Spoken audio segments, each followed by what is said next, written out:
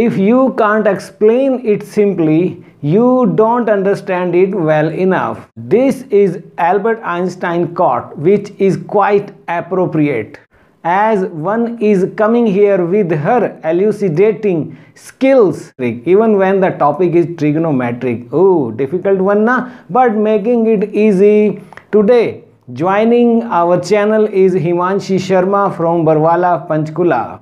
Day before yesterday it was Komal Verma. Today it is Himanshi Sharma, and believe me, if you have something in you, show it to the world. Yes, we welcome you with all your video clips that you can prepare on any subject. We will upload it on our YouTube channel. Let's see Himanshi Sharma, how she is making trigonometric easy for 10th class students. It's over to you, Himanshi. तो आइए हम अपने कक्षा 10वीं के syllabus की शुरुआत chapter 8 त्रिकोणमिति का परिचय से करते हैं। इस चैप्टर को समझने से पहले हमारे लिए समझना ये ज़रूरी है कि एक समकोण त्रिभुज क्या होता है।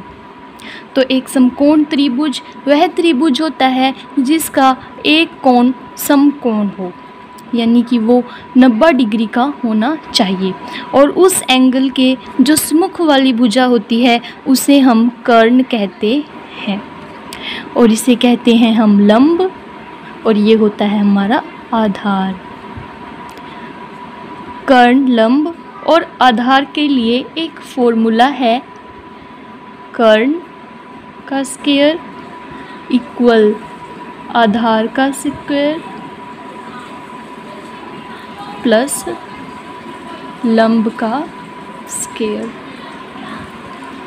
यानी कि अगर मैं इसको A नाम दूं और इसको B नाम दूं और इसको मैं C नाम दूं, तो अगर मैं देखूं कि कर्ण कौन सी भुजा है, यानी BC वाली भुजा, यानी कि BC का वर्ग इक्वल आधार, यानी कि B और A वाली भुजा, यानी कि AB का वर्ग प्लस लंब, यानी कि AC वाली भुजा, यानी कि AC का वर्ग।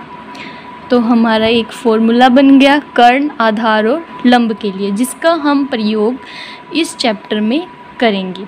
इस चैप्टर में हमें कुछ टर्म याद रखनी होंगी, जैसे साइन थीटा क्या है, कोस थीटा क्या है, और टेंजेंट थीटा क्या है, और कोट थीटा क्या है, कोसेक थीटा क्या है, और सिकेंट थीटा क्या है।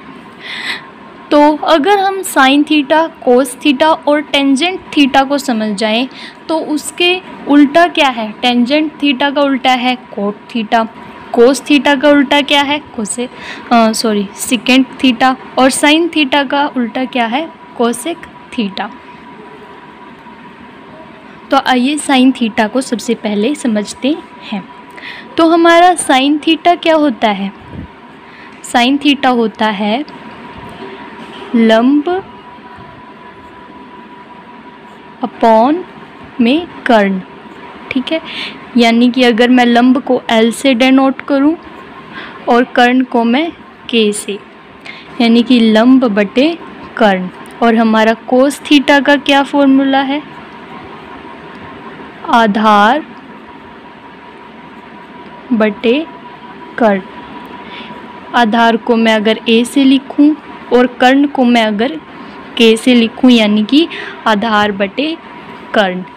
और ऐसे ही हमारा टेंजेंट थीटा क्या होता है, टेंजेंट थीटा हमारा होता है साइन थीटा अपॉन में कॉस थीटा।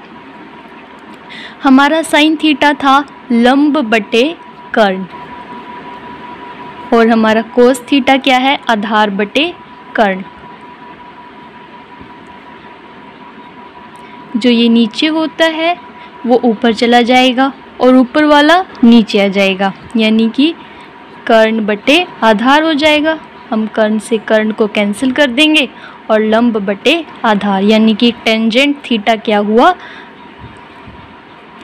लंब बटे आधार।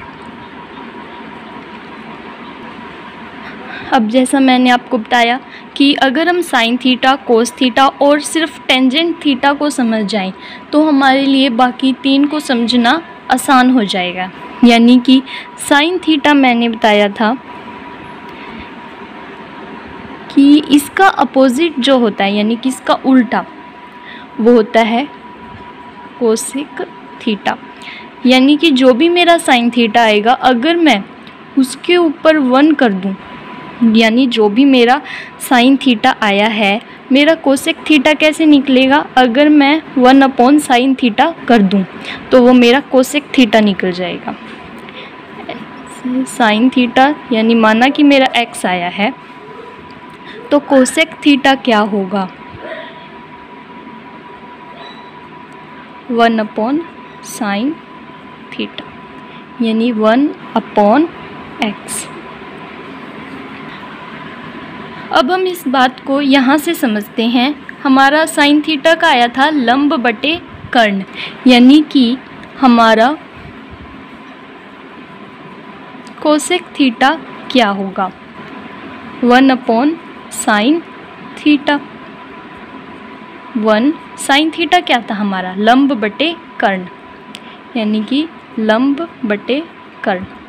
ये क्या हो जाएगा? नीचे वाला ऊपर चला जाएगा। ये 1 तो 1 ही ऐसे ही रहना है। 1 के साथ हम किसी चीज़ को मल्टीप्लाई करें तो वही रहती है। तो ये हो जाएगा कर्ण और ये आ जाएगा नीचे, यानी कि कर्ण बटे लंब। तो हम अब आगे सेकेंड थीटा को भी समझते हैं। सेकेंड थीटा हमारा इक्वल में होता है 1/cos थीटा। कोस थीटा हमारा था आधार बटे कर्ण। ओके, तो हमारा सेकेंड थीटा क्या होगा? 1 कोस थीटा आधार बटे कर्ण, यानी कि अब हमारा जो नीचे है वो ऊपर हो जाएगा और ऊपर वाला नीचे आ जाएगा, यानी कि कर्ण बटे आधार। ये हमारा आ गया सेकेंड थीटा। अब हमने टेंजेंट थीटा को पढ़ा था। टेंजेंट थीटा हमारा था लंब बटे आधार। तो हमारा कोट थीटा क्या होगा? वो होता है 1/टेंजेंट थीटा, यानी कि 1/लंब बटे आधार। तो नीचे वाला ऊपर चला जाएगा वही, और लंब जो है यानी जो ऊपर है वो नीचे आ जाएगा, यानी कि आधार बटे लंब। यानी कि अगर हम 3 साइन थीटा, कोस थीटा और टेंजेंट थीटा को समझ जाएं तो हमारे लिए समझना इजी हो जाएगा कि सेक थीटा क्या है, कोसेक थीटा क्या है, कॉट थीटा क्या है। एक बार हम फिर से लिख देते हैं साइन थीटा, कोस थीटा और टेंजेंट थीटा की वैल्यू। साइन थीटा क्या होता है? लंब बटे कर्ण। कॉस थीटा क्या होता है? आधार बटे कर्ण। और टेंजेंट थीटा क्या होता है? लंब बटे आधार। वैसे टेंजेंट थीटा किसके इक्वल होता है? Sine theta upon cos theta. Okay, theta जो है वो किसी भी कोण की वैल्यू के लिए हम लिखते हैं, ठीक है। और कोसेक थीटा क्या है? 1/साइन थीटा। और सेकेंट थीटा क्या है? 1/कोस थीटा। और कोट थीटा क्या है? 1/टेंजेंट थीटा। तो आइए हमने अब तक जो सीखा उसके बेस पर एक क्वेश्चन करते हैं। तो क्वेश्चन है, यदि टेंजेंट ए इज इक्वल 4/3 है तो कोण ए के अन्य त्रिकोणमितीय अनुपात ज्ञात कीजिए।